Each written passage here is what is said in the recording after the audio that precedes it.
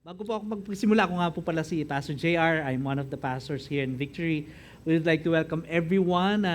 Kung kayo po'y bisita dito, kinagagalak po namin na kayo po'y makasama namin sa ating pang-alas-tres na gawain. Yung alauna po kanina ay Tagalog service, mas maraming Tagalog. Dito naman po mas marami ng konti lang naman ang English. Pero Taglish pa rin naman po. Alright, so bago po ako magpasimula, gusto ko pong ipakita itong picture na ito. Click! Ayan, ganda ng picture natin. Wala pa. Hindi pa. Okay. Anyway, yung picture po na ipapakita ko is picture po ng ating prayer team. Nandito ba yung mga prayer teams natin? Pwede bang tumayo? Yung prayer team, sige, tayo lang po. Ayan, ayan. Ayan. Alam niyo ba na ito pong mga tao natin na ito, ay, sige, tayo muna kayo. 1 hour before, nandito na ho sila, 1 hour before the service, nandito na ho sila, nananalangin po sila para sa inyo. Alam niyo ba yon? Na kayo po ay kausapin ni Lord, makakarating kayo dito ng nasa oras, safe and sound, at mag-enjoy po kayo sa service, at katagpuin kayo ng Panginoon. Amen? So, gusto ko lang ho silang pasalamatan, pwede mo palakpakan natin ang Panginoon sa prayer team. Okay, baba, upo na po kayo. Bawat service po, mayroong prayer team, di lang po sila. Alright?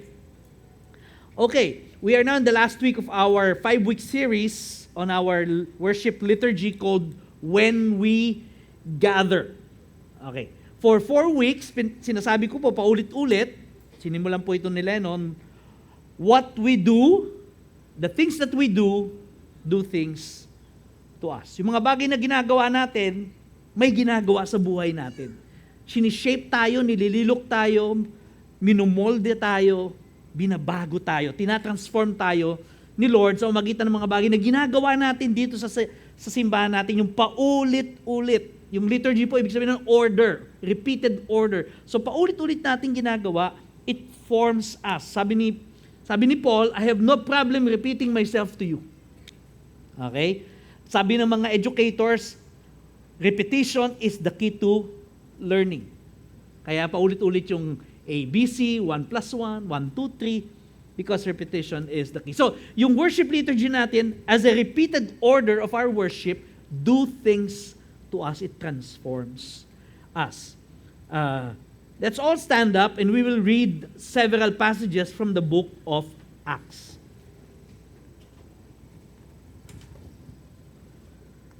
Yung una po nating text na babasahin, ito po yung makalipas na magkaroon ng ascension. No? Umakyat si Jesus sa langit, at ang mga disciples po niya ay bumalik na sa Jerusalem. Acts chapter 1, verses 13 and 14. Buklatin po natin yung ating Bible. Kung may Bible po kayo, mas maganda po binubuklat natin yung Bible natin para nasasanay po tayong magbuklat. No? Para hindi na tayo titingin sa table of content pag nasanay tayo. Okay, Acts chapter 1, verses 13 to 14. It says, 13, nasa na ako? Yan. And when they had entered, they went up to the upper room where they were staying. Peter and John and James and Andrew, Philip and Thomas and Bartholomew, Matthew, James, the son of Alphaeus, and Simon the Zealot, and Judas, the son of James.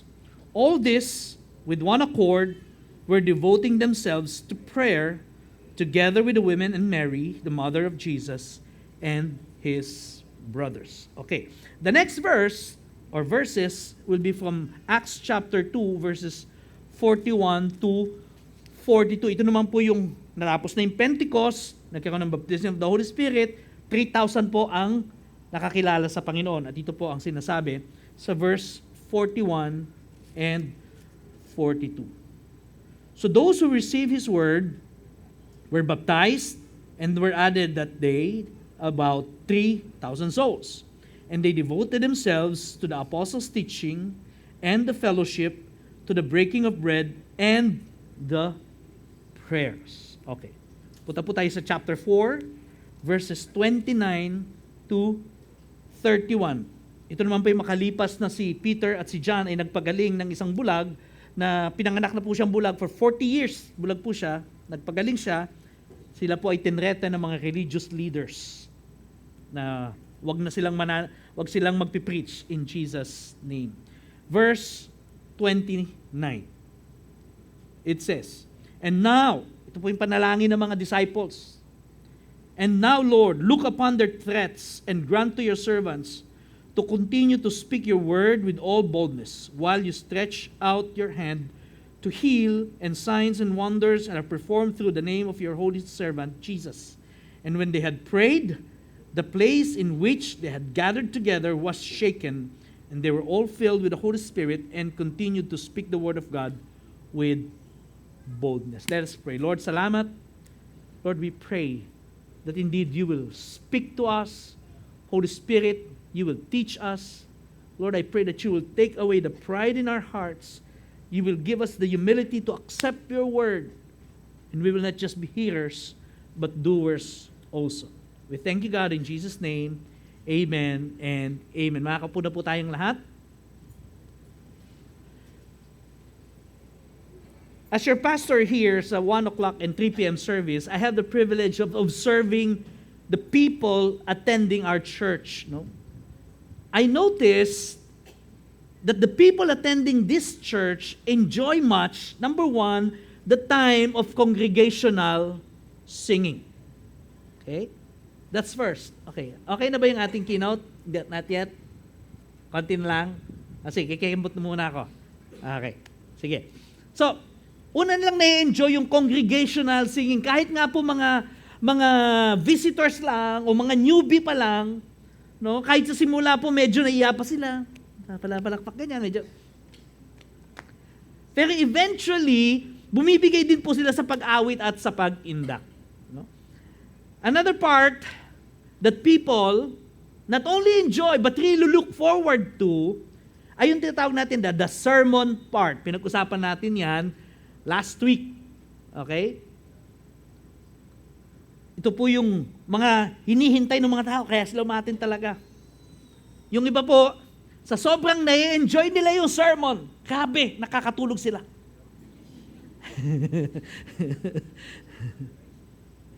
Also, people love being prayed for. Sino dito, you want to be prayed for? Taas ang kamay. Ayan, you want to be prayed for.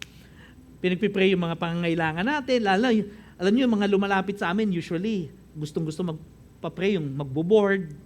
Ayan, yung medyo kinakabahan. Pastor, pwede po magpa-pray? Oh, bakit? Magpo-board exam na po kasi ako. Ay, ba't ka umiyak? Laging yung kaba, abot sa kung saan. Yeah? So, gustong-gusto ng mga tao na pagpipray sila. O kaya habang nagpipray si pastor, pinagpipray yung kanilang mga pangailangan. Amen, Lord. Yes, Lord. Talaga naman. Yeah. However, na-notice ko po na kapag kainas na namin yung mga tao to pray, okay? Especially, halimbawa, you get a partner and you pray. O kaya naman is, okay, manalangin po kayo sa Panginoon on your own. Yung mga tao parang medyo, parang aligaga na, no? Kinakabahan na. Yung iba po ang ginagawa, pag sinabi lalo na, pagka you get a partner and you pray, yuyuko. Tapos titingin sa pastor. Titingin sa paligid. Tapos titingnan yung partner. And then, they feel awkward. Hindi lang dahil maaaring din nakakilala yung kapartner nila, kundi they don't feel like praying or they don't know how to pray, they don't know how to start praying. So nagiging awkward po yung atmosphere sa pagpipray. Now, I understand also na sa kalagitnaan po natin, no, meron pong mga taong tinatawag nating professional prayers. Yan, mga professional na yung mga yan. Okay? Pag nanalangin yan, pati anghel mapapahiya. Sa sobrang galing. No? Pero meron din naman po sa atin, yung tinatawag na amateur prayers, ano lang, chill lang, okay lang. At meron din mga tinatawag nating salingkit prayers. Yung talagang nagsisimula pa lang, hindi pa rin talaga maalam paano manalangin. No? So yung iba, pag sinabi ng, magpipray po tayo, get a partner, talagang ninervous yung iba sinasabi, bakit kasi kailangan pa nga ako mag-pray? Pumunta nga ako dito para ipag-pray ako eh. Gusto ko yung may pag-pray ako, tapos ngayon iaasa ko ako mag-pray. Yeah? Yung prayer team na lang, mga professional prayers yun. O kaya yung assistant ni pastor. O si pastor na lang mismo. Di ba? At bakit kasi ang daming prayers sa church? Napansin niyo ba yun? Yung prayer team, 1 hour before, nagpe-pray na. Bago magsimula yung service, magpe-pray. Pagkatapos kumanta, magpe-pray. Bago papuntahin yung mga bata, magpe-pray. Tapos bago mag-preach, magpe-pray. Pagkatapos mag-preach, magpe-pray. Tapos i-ask pa ako mag-pray? Ano ba naman? Di ba? Bakit ang dami-dami? Tapos maggugrupo-grupo pa para mag-pray. Yeah? Hindi yung pwedeng isa na lang na prayer. O kaya naman, at least, at the most, opening, saka closing prayer. Yeah? Yun lang pagkatapos ng preaching, mayroon pang hihintahin pa yung benediction prayer na naman. Ang dami. Yeah? Here's the question. Why do we pray when we gather? Bakit ba tayo nananalangin kapag tayo nagtitipon-tipon? Well, I think it goes without saying that prayer is one of the most common expression of worship. Tama? Excuse me. Sige, best friend, matatapos na ako. Sandali na lang, kasi sisimula ako pa lang. Okay lang po yan. Mga best friend ko yan. Okay? Ayan ang ating future generation. Amen? Palakpakan natin ang Panginoon. Ayan. Ayan. Okay lang yan, best friend. Huwag kang mag-alala. Okay. Buti isa kong best friend tayo. Best friend. Ayan, ayan. Si Toby. Ayan, yan ang isang best friend ko. Okay, tuloy natin. So, when we pray, ito man po is being alone or in isolation or in a gathered assembly, we are actually worshiping God because prayer is a common expression of worship. Sabi niyo nga po, worship. Now, a word of warning. Okay, ito na. Oras na po para dumilat. Tingin kayo sa akin. Warning po ito. When we pray to someone apart from God, it's a sin. When we pray to other gods, or saints, or angels, or anito, kahit kay Bathala. Kasi po si Bathala hindi si Yahweh. Si Bathala po ay Diyos-Diyosan ng mga katutubo natin dati. Bagamat very poetic yung salitang Bathala at may kanta pa niyaan, pero hindi po yun si Lord. Opo, yun. Hindi si Lord si Bathala. So kung mananalangin po kayo kay Bathala, yan po ay, ang tawag dyan ay idolatry. Are you with me? When we pray, ito po, another warning. When we pray to our dead loved ones for guidance or for help of any kind. Hello? Now, I'm not talking about yung pagka namatay yung tatay mo na miss. Hi, Dad. I miss you. O kaya naman kamamatay lang, kausapin mo, hi, Dad. I don't know how to live now that you're gone. It's okay. Pupunta ka dun sa puntod, kausapin mo, Dad, pasado na ako. I offer this to you. That's okay. But if you pray for guidance, Dad, tulungan mo ako, gabayan mo ako, bigyan mo ako ng wisdom, hindi ko alam kung ano desisyon, pero sasamahan mo. That is wrong. At kahit mga Kristiyano po, nariringgan ko ng mga ganyan minsan. Ang tawag po dyan ay necrolatry. It's a worship of the dead. Because prayer is a form of worship. Okay. So, huwag po natin gawin yun. No? Hindi po yan ang mensahe ko talaga, pero gusto ko lang pong linawin kasi baka nadideceive tayo minsan. Minsan out of emotion, lumalabas yung tunay na pangunawa natin na mali naman pala. Okay? So let's go back to the question. Why do we pray when we gather? Number 1, It is a pattern left to us by the apostles. Pattern na po yan. Halimbawa na yan ibinigay sa atin para sundin. Acts chapter 1 verse 14, ang sabi po, all this with one accord were devoting themselves to prayers. Lahat daw ng mga disipulo nila, no, nakasakay sila sa isang Honda. Yan o. Accord. Sabi niya, they're in one Honda Accord. Sabi niya ganon. And they're devoting themselves to prayers. Chapter 2 verse 42 ng Acts, and they devoted themselves to the apostles' teaching, to the fellowship, and to the breaking of bread and prayers. They devoted themselves. And that's what we follow. It is a pattern that the church, all throughout church history, had done. And I think a church is not a church kapag hindi nananalangin. Nakakita na ba kayo ng church na hindi nananalangin? Walang panalangin sa church? Listen to me, kahit nga po Church of Satan nananalangin. Nananalangin sila kay Satan. Alam niyo ba yon? Sa Port Estate po mayroong Church of Satan. Alam niyo ba yon? At pinapanalangin po niya kayo. Yes. Naguluhin ni Lord yung buhay natin para hindi na kayo aatin sa victory. Paano ko nalaman? Meron po tayong umaatin na dating Church of Satan. At yun ang trabaho nila. Yung habang nakikinig ka, makatulog ka. No joke. No joke. Tingnan mo yung katabi mo. Hindi member ng Church of Satan yan. Anak ni Lord yan. Amen? So kung yung Church of Satan, nananalangin kay Satan, how much more us? As a church.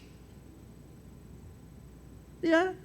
Dapat part talaga ng buhay natin yun bilang isang simbahan. Okay? So wag po kayo magtaka kung mayat-maya nagpipray tayo. Kasi it's a form of worship. Okay? So praying is the most natural thing to do for a church. Now, I'm not talking about the building. Kasi yung iba, pag nakapasok sa building, dumaan sa building, dun lang natututong mag-pray. Diba? Magkakasama sila ng babarkada, nagyoyosi, nagkukwentuhan ng kabastusan, nagmumurahan, tapos pag dumaan sa church,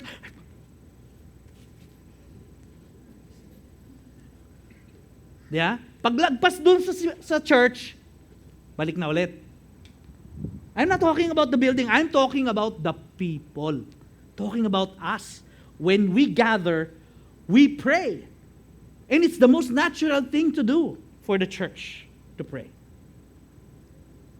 Our early fathers showed us the way kung paano po sila tinuruan ni Lord, paano sila tinuruan ng Holy Spirit, and it is a pattern left to us to use, and now it is being practiced, and we are exercising and teaching all the believers about praying when we gather. So don't feel awkward. You are at the right place with the right people to pray. Professional man, amateur man, o salingkit. Amen? So why do we pray when we gather? Because it's a pattern left to us. Second, it's an expression of humility and dependence and faith to God. Ang pananalangin daw po ay kapag pagpapahayag ng ating pagpapakumbaba at pagsandig at pananampalataya sa ating Diyos na buhay. Immediately after the ascension of Jesus, the orphaned disciples went back to Jerusalem. At anong una nilang ginawa? Sabi po sa verse 13 and 14 ng Acts chapter 1, and when they had entered, they went up to the upper room where they were staying, Peter and John, James, Andrew, Philip, Thomas, Bartholomew, Matthew, James, son of Alphaeus, Simon Zealot, Judas, son of James. Verse 14, all this with one accord were devoting themselves to prayer.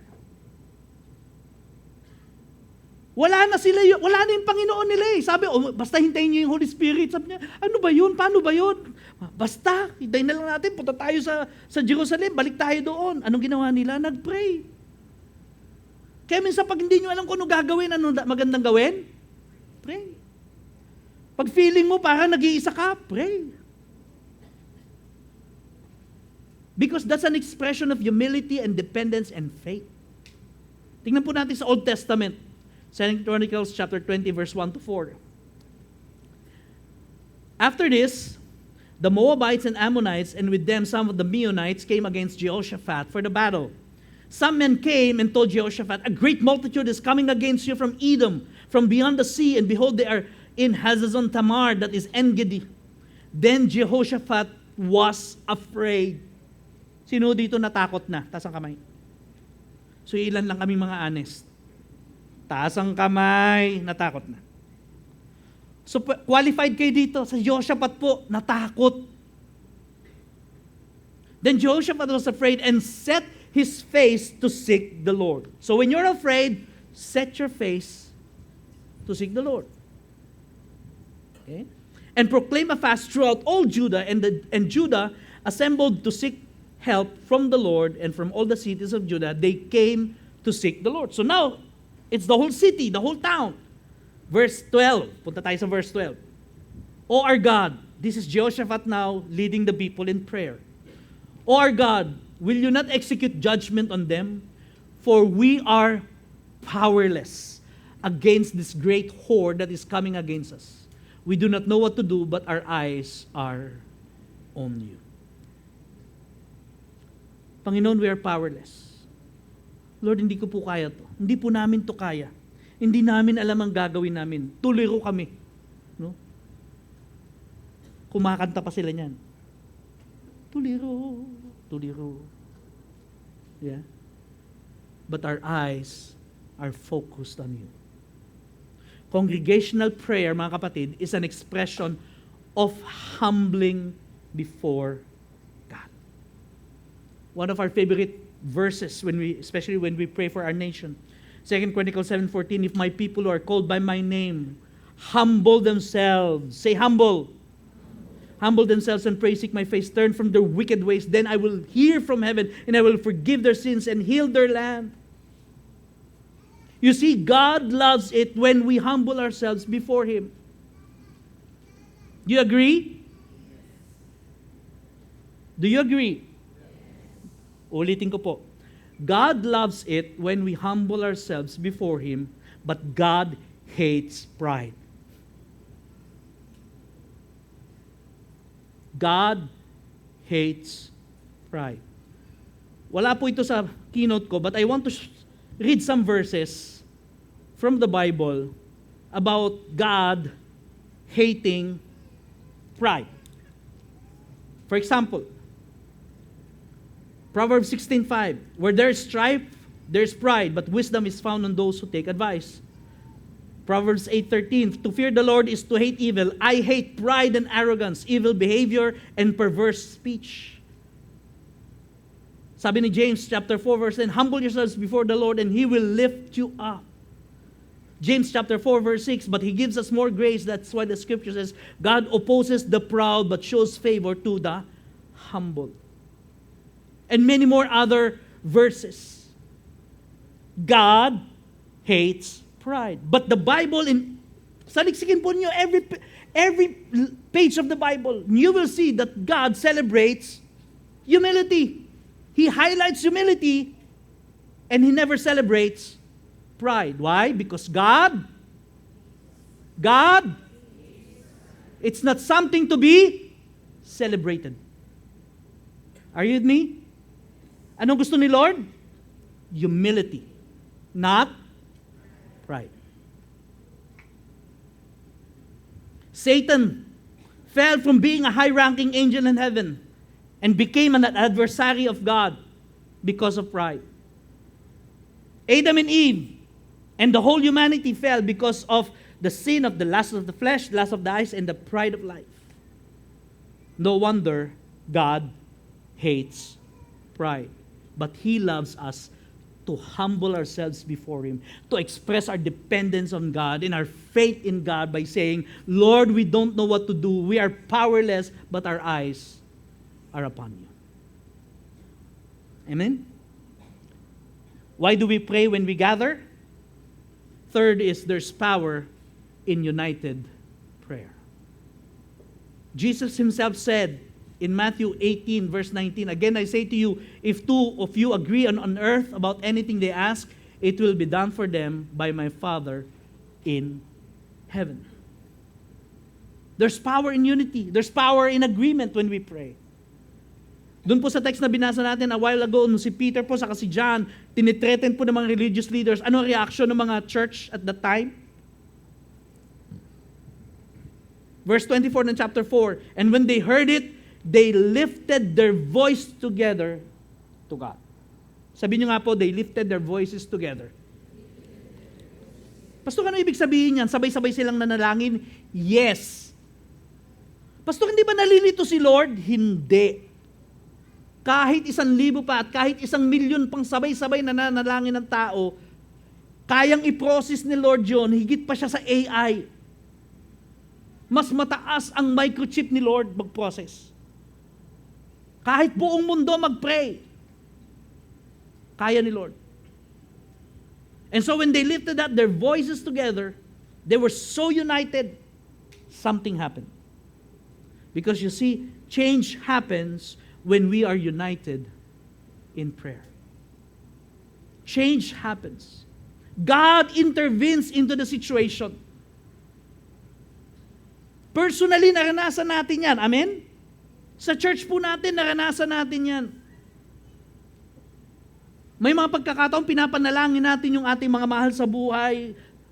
Lord, we pray para po doon sa mga mahal namin sa buhay, hindi po maatin sa church. Abay, after 1 week, after 1 month, sasabing, naiinip ako dito sa bahay, sama na lang ako sa inyo. Di ba? All of a sudden, biglang, wow! Yung dating magulong bahay nung nakakilala sa Panginoon, pray ka lang ng pray, Lord. Biglang all of a sudden, tumino ang bahay. God changes situations. He changes the outcome. He creates miracles. He turns other people's heart which we cannot do ourselves. Yeah? Dahil po sa pananalangin natin, nakuha natin yung SM. Ito, nandito na tayo ngayon, nag-enjoy. Amen? Palakpakan nga po natin ang Panginoon. One story about SM. Yung Victory Caloocan po dati, nagsubok po mag-plant ng church sa Valenzuela. At nag-try po sila sa SM Valenzuela. Wow, pinayagan! Yung mga tao, excited na. Atenan, ang dami! After one Sunday, di na sila pinayagan ulit. Ganun po ang disfavor natin noon sa SM. Hindi ko nakakapasok ang Victory or any other church. Kung meron na pirang-bira, ang una po nang gumamit ng SM noon, yung SM Muntinlupa, Victory Muntinlupa. The rest, walang makapasok. Laging hinaharang. Mula Apari hanggang Gulo. But we prayed. And prayed. And cried. And kneeled down before God. And then God changed the situation. Tayo na po ang hinabol. At hanggang ngayon, tayo na po ang hinahabol ng SM. Why? Because we prayed. Amen? Palakpakan po natin ang Panginoon. There's power in united prayer. God changes our situations when we pray. Pero alam niyo ba kung ano pa binabago ni Lord maliban sa sitwasyon? God changes us. Binabago ni Lord ang puso natin, ina-align ni Lord yung desires natin sa desire niya, itinatama niya at nire-redirect niya yung ating mga pananaw sa buhay. Yung mga maling prinsipyo natin, pag nananalangin tayo, eventually, dati, pag dalaga ka, nagpipray ka, Lord, gusto ko ng gwapo, pray ka ng pray, Lord, bigyan mo ako ng gwapo. Hanggang binabago ng Diyos, Lord, pwede ba bigyan mo ako man of God? Amen ba? Hindi, napaturo lang akong ganon. Hindi naman ikaw tinutukoy ko talaga. Napaturo lang akong ganon. Amen? Dati gusto mo, Lord, gusto kong yung malaking sweldo talaga. Ganito, yung yayaman ako kagad. All of a sudden, panalangin mo, nagbabago yung puso mo. Lord, gusto ko yung I will make a difference. God is changing us. Amen? Tingnan po ninyo si James at si John. Magkapatid po ito. Ang tawag sa kanila, Sons of Thunder. Ito po yung unang reaction nila nung sila po ay medyo na-offend dun sa mga taga-Samaria. Look, sa Luke, chapter 9, verse 52 to 56. So si Jesus po, sabi nga niyan, He sent messengers ahead of Him who went and entered the village of the Samaritans to make preparations for Him. Verse 53. But the people did not receive Him because His face was set toward Jerusalem. And when His disciples, James and John, saw it, they said, Lord, do you want us to tell fire to come down from heaven and consume them? Lord, gusto mo ba magpaulan na kami ng asupre? Kidlatan itong mga taong ito? Maglaho na silang lahat? But He turned and rebuked them and they went on to another village. Disciple po ni Jesus yun. No? Mabuti na lang nandun si Jesus. Napigilan sila. That's the human tendency, to fight back, to take vengeance kapag naapi sila. Pero ano po yung response ng mga disciples? Nung si Peter po sa si John, yung tinitrete na ng religious leaders sa Book of Acts. Book of Acts na to, patay na si Jesus. Nabuhay na maguli, umakyat na sa langit. Ito na, nabago na sila. Acts 4:29. Bumalik na sila. Sama-sama together sila, nagpipray. Ano sabi? And now, Lord, look upon their threats. Lord, tingnan mo, inaapi kami. No, pinagbabantaan kami. Anong prayer nila? And grant to your servants to continue to speak your word with boldness. Siguro po kung ako yan, at may human tendencies, baka sabihin ko, Lord, pwede ba arestuhin mo na yung mga yan? Lord, tanggalin mo sa pwesto yung mga yan. But God changed their hearts. Iba na sila. Lord, grant us boldness. Hindi, Lord, judge them. No. Rather, their prayer is now in alignment with God. Now, tingnan nyo kung paano sumagot si Lord. Itong ginawa ni Lord sa verse 31. And when they had prayed, the place in which were gathered together was shaken, and they were all filled with the Holy Spirit and continued to speak the word with boldness. Ano pinag-pray nila? Lord, grant us boldness. Niyugyug ni Lord yung lugar na yon, dumating banal na Holy Spirit, banal na Espiritu, at nagkaroon sila ng katapangan talaga. Sinagot ni Lord yung panalangin nila. Amen? Mga kapatid, congregational prayer is an awesome way to communicate with God. To bring to God our concerns, our personal request, yung mag-intercede tayo para sa ating bayan, sa ating bansa, para sa ating mga mahal sa buhay. But most of all, sabi niyo nga, most of all, our congregational prayer, when we gather, should be focused on God more than our request to God. Pag na-focus po tayo dun sa request natin, many times nadidisappoint tayo kasi si Lord, ang gusto niya mabago muna tayo bago niya sagutin yung panalangin natin. O gusto niya maituwid muna yung puso natin bago niya ibigay yung tamang sagot sa panalangin natin. Our focus should be God more than our requests to God. Ang panalangin po, gaya ng sinabi ko, is an expression of worship. It is a form of worship. It is not a gimme. O kaya bill mo ko nun, bill mo ko yan. God is not an ATM. If we focus ourselves doon sa prayer request natin, then we reduce God to a genie in a kettle. Di ba? Paborito natin pag-pelikula yan eh. A whole new world na yan eh. Pag nakaskas mo, lalabas ang genie and voila! Sabi niya ganon, I am your servant, you are my master. What is your wish? Yeah? I wish this, and that. Kapag si Lord po, ang gusto natin, yung wish natin matupad, ginagawa mo siyang genie. Si Lord po hindi genie. He came not as a genie. He came as a vulnerable baby. Vulnerable just like you and me. And God came as a man here on earth so that man can be with God in heaven forever. Amen? Yun yung ultimate goal ni Lord. makasama ka niya. Diniluking ka niya habang nandito ka, itatransform ka niya sa magitan ng mga bagay na ginagawa natin dito sa simbahan at mga bagay na gagawin niya sa buhay mo. Gusto kanyang baguhin, dilukin, para pagdating natin doon sa kanyang kaharian, handa na tayo. Amen? Why do we pray when we gather?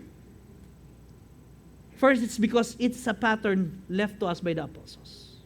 Second, it's an expression of humility and dependence and faith to God. God hates pride, but He celebrates humility. Lastly, there's power in united prayer. So ito pong gagawin natin. What is the best way to respond to this sermon? Ulitin ko pong tanong. What do you think is the best response to this prayer, to this sermon? To pray. Manalangin. Sino po dito gustong matutong manalangin? Taas ang kamay. So yung iba, ayaw niyo matuto. The best way to learn how to pray, I'll give you the secret. Listen. Here's the secret to learn how to pray. Read my lips. Pray. Sabihin nyo, pray. That's the secret of learning how to pray. You will not learn how to swim if you don't swim. You won't learn how to play basketball if you don't hold the ball, dribble it, and shoot it. You will not learn how to pray if you don't pray. So today, we will pray. So let's all stand up.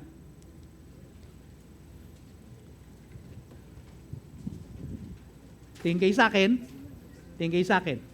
Don't feel awkward. You are in the right place with the right people, whether professional, amateur, or salingkit. It's okay. Kaya nga tayo magpa-practice eh. Hindi naman huling-linggo ginagawa natin itong gantong ano. But just to respond and apply what we've learned, we will pray. Are you with me? Okay. Now, I want you to group yourselves into 3. Get a group of 3. Eto na, awkward na, pastor. Sinasabi ko na eh. It's okay. Sige po, 3 lang. Sige po, atakin nyo na. Pagka 4 kayo, 5 kayo, hindi kayo makakapag-pray na maayos. Maniwala po kayo sa akin. Okay? Kahit di nyo kakilala, okay lang yan. Magpakilala na po kayo ngayon. Ako nga pala si ganito, ako si ganire. Sige po, ihintayin ko po kayo. Yung iba nakikita ko, ayaw kumilos. Mamayang alas 5 pa tayo matatapos. Okay. Alright. Okay, may grupo na? Amen? Okay. Ito pong gagawin natin. Makinig kayo mabuti. Here are the instruction. Tingin muna sa akin. Kapag nanalangin tayo, mga kapatid, refrain from saying, sana Lord. Okay? Ang sana is a wishful thinking. Wish lang yon. Hindi genie si Lord. Ang gusto niya, faith. So ano sasabihin mo? Lord, I pray. Lord, I ask. Yun yung prayer. Pero yung Lord, sana, 2 ang puso ko. Wish yun, wish. So we don't say sana. Are you with me? Next time magpipray kayo, wag kayo magsasabi ng Lord, sana. You ask. Sabi ng Bible, ask and it shall be given to you.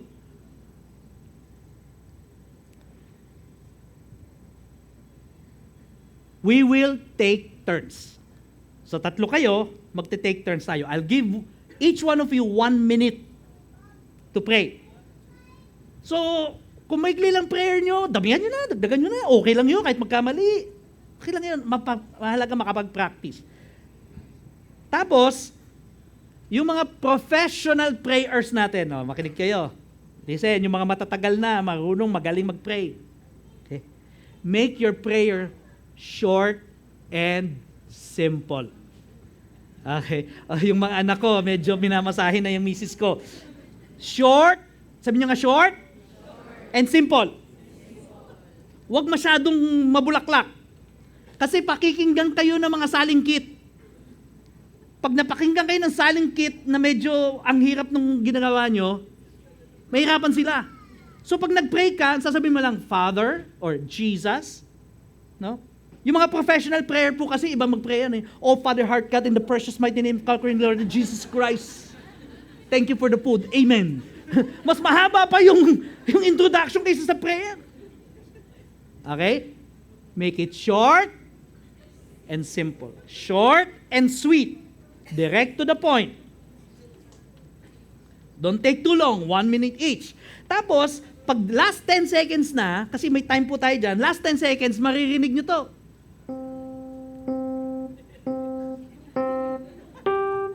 Okay? At kapag patapos na yung 1 minute, ito ang maririnig nyo. Okay? Pag narinig nyo yan, finish or not finish, pass the paper. Amen na yun. In Jesus' name, amen. Alright? Okay now. Face your group. Each one of you will pray 1 minute.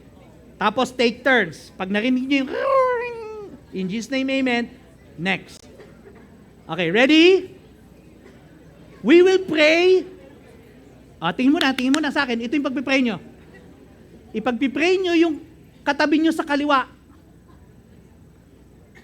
Okay, so paisa-isa lang ha. Paisa-isa lang po. Pagpipray nyo yung nasa kaliwa nyo, so magsabi na kung sino mauna. I want you to pray a prayer of blessing.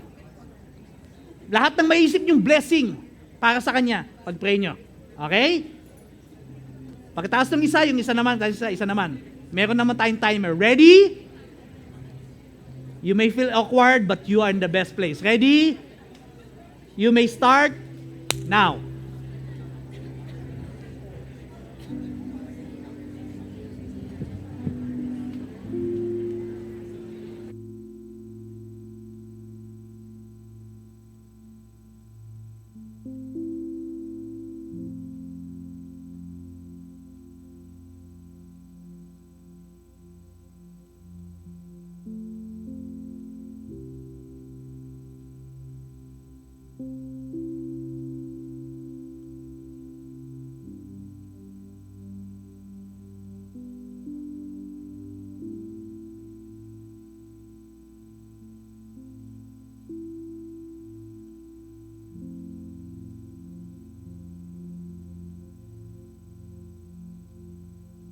Okay, nakapag-pray na ba lahat?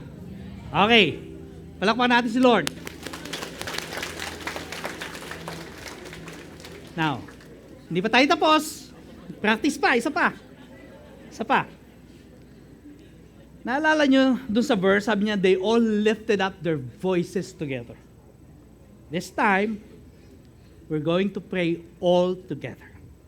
Sabi ni Jesus, when you pray, say, okay? Pag nag-pray daw tayo, ano sabi? Hindi niya sinabing, think. Say. Maganda pong matuto tayo na nagpipray na bino-voice out natin. Kasi madalas, pag nag-pray tayo sa isip lang natin, ang amen nun kinabukasan na. Tama ba? Para makapag-practice, sasabihin mo. Sabay-sabay tayo, magsasalita tayo. Okay lang ba yon? Hindi naman kailangan malakas. Sapat lang na naririnig mo sarili mo. And this time, all together, 1 minute, we're going to pray for our families. Maaaring hindi pa nakakilala sa Panginoon o baka may sakit sa pamilya o may kaguluhan sa pamilya, wasak ang pamilya. I want you to pray for your own family. Pag-pray mo, makasama mo dito yung pamilya mo. Alright? So now, wala nang grouping muna. Walang grouping. We will all pray together. Say together. Okay, ready? You may start praying. Bow your heads, close your eyes, and start praying now.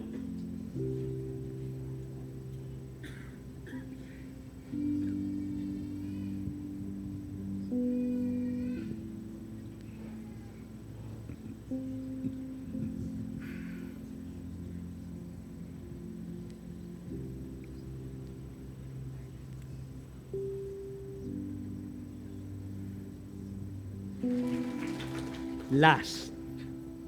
Naalala niyo nung si Jehoshaphat, tinitreaten yung Judah, and Jehoshaphat led his people in praying, and the people agreed with him in his prayer.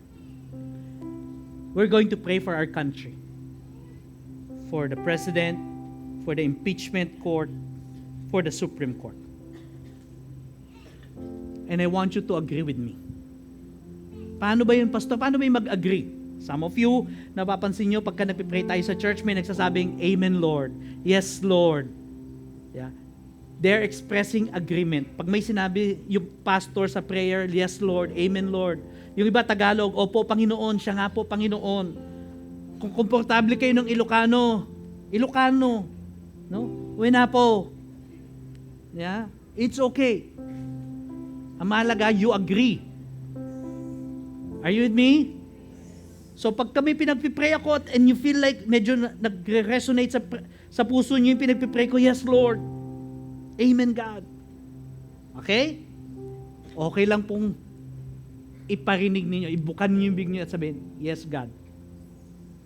So now, we will pray for our nation. Our nation needs prayer badly. Bow your heads and I will pray for our nation. Panginoon, tinataas po namin sa iyo ang aming bayan. Kaawaan mo po ang aming bayan, Panginoon.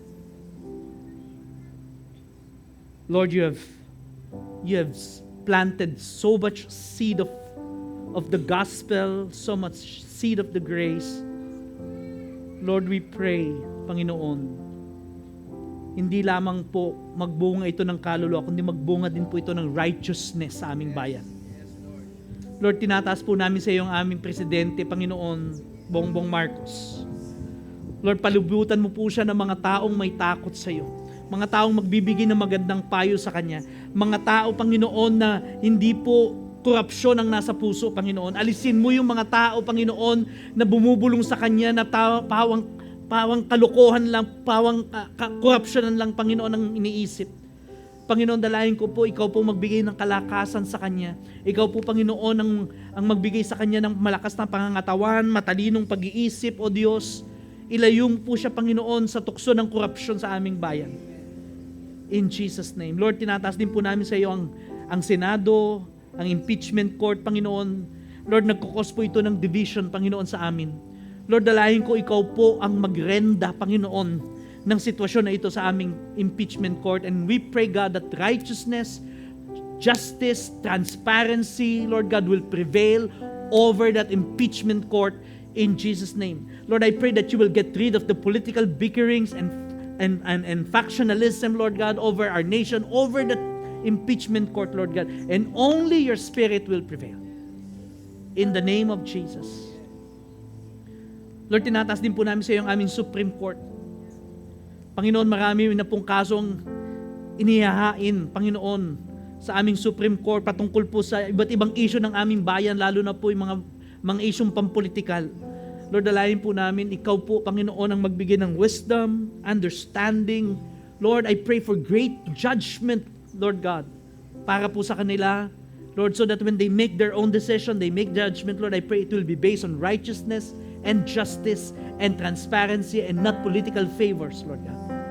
Lord, salamat po. Ingatan mo po, Panginoon, ang aming mga leader sa bayang ito. At dalangin po namin, Panginoon, manaig po ang iyong katwiran at ang iyong kapayapaan. Lord, we thank you. Lord, we honor you. In Jesus' name, this we pray. And everyone say, Amen, amen and amen.